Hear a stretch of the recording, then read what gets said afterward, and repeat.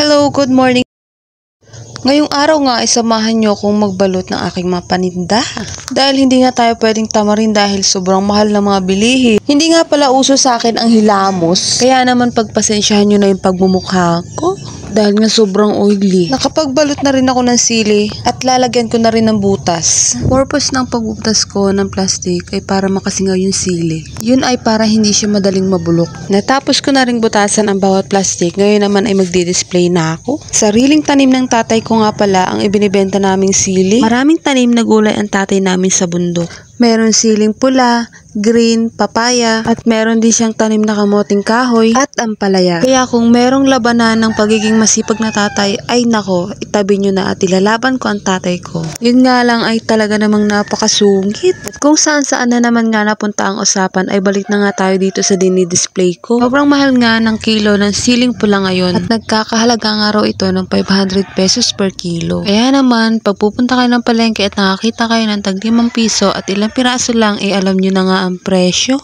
Ranas ko rin kasi na pagbibili ako, lagi ko nga sinasabi bakit ang konti. Ngayon ko nga lang rin na-realize lahat mula nung ako ay nag-business. Tapos ko na nga magbalot at mag-display ng siling pula, ngayon naman ay magbabalot na naman ako ng siling green. Hindi ko rin pala alam kung magkano ang exact price ng siling green, pero ang alam ko ay mas mura nga ito kaysa sa siling pula. Noong mga nakaraang buwan nga ay talaga namang linggo-linggo kami pumupunta ng bundok para lang mamitas ng siling pula at siling green. Mga 4 AM nga, talaga namang gising na ang nanay at tatay namin. At mga 5 AM, tsaka kami aalis. Aga kaming umaalis ng bahay para nga hindi kami maabutan ng init. At tapos namin yung mapitas, ay i-deliver naman namin yung sa bayan, doon sa palengke. Gusto ko nga rin sana itry kung paano ba gumawa ng chili garlic. Kasi unang beses nga na gumawa ako noon, talaga namang nasunog. Sobrang lakas nga ng apoy. At hindi ko na nga rin talaga nagawang ulitin. Gusto ko nga rin sana gawing business yun, kaso hindi ko talaga kaya at hindi ko alam kung paano ba gumawa noon. Nag-iisip nga din ako ng business na maganda at patok sa panahon ngayon. Dahil nga mas gusto ko pa ang mag-business kaysa nga mag-work. Dahil gusto ko kasi nahawak ko ang oras ko sa maghapon. Ranasan ko na rin kasi ang magtrabaho 8 hours a day at 320 nga lang ang araw ko. Kung tutuusin, kulang na kulang nga rin talaga. Lalo na at nagbo-board pa ako. Sa panahon ngayon, hindi nga pwedeng papetiks-petiks na lang tayo. Nasok ko na nga rin pala ang paglo-load sa cellphone, pati na rin nga sa TV. Sa maliit na puhunan, kailangan ko nga rin paikuti. Cash in cash out na nga rin ako, lalo na pag may extra akong pera. Gamit ko nga rin pala ang puhunan ko sa paglo-load, gawa ng ako ay maghahalo-halo. So diba, minsan kailangan din natin paganahin yung utak natin. Sa una, mahirap nga rin mag-business kasi nga ang liit ng puhunan ko. Kaya iniiwasan ko talaga pumunta sa Lazada or sa Shopee. Mahirap na. Pero pag may kailangan naman ako tingnan sa Shopee, ibinibili ko rin. Pero hindi naman yung luko.